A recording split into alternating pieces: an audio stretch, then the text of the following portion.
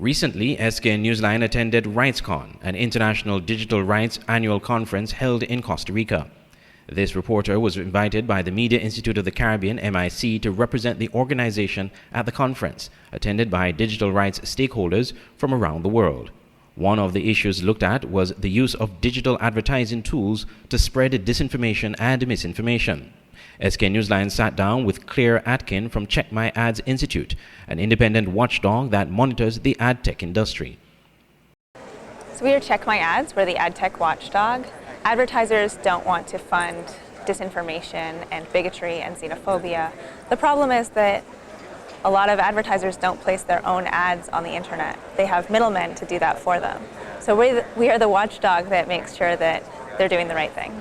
They're not making ads fund hate speech and disinformation. And how important it is to have that kind of monitoring for advertisers?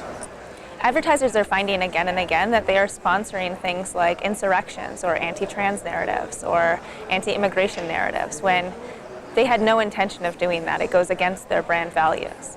It is critical that this work happens because otherwise advertisers are finding that they actually don't have control over their own campaigns. Ad tech companies have seized that control from them and are doing whatever they want. Ms. Atkin spoke about what media workers in the Caribbean can do to battle misinformation by players in the ad tech industry. There are a few things that media companies can do to help protect against this kind of attrition. The first thing that they can do is adhere as much as possible to journalistic standards, to do as much as possible to prove that they are the place where journalistic standards are adhered to.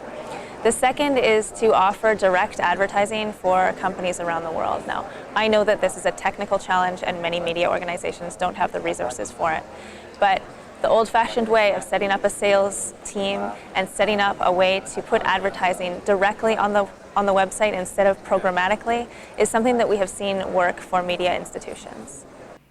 The full interview with Ms. Atkin will be published at a later date on the SKN Newsline Facebook page and on Voice of the Caribbean Radio. Rightscon is organized by an organization known as Access Now, which hosted the first ever Rightscon in 2011. The intention was to create something different, a civil society-led space where all stakeholders from tech companies to government representatives to human rights defenders could come together to build a rights-respecting digital future. Since then, Rightscon has rotated between 5 continents and grown, both in size and in scope, to meet the evolving needs of a movement. SKN Newsline will publish more reports on Rightscon in the ensuing days. I'm Andre Huey for SKN Newsline.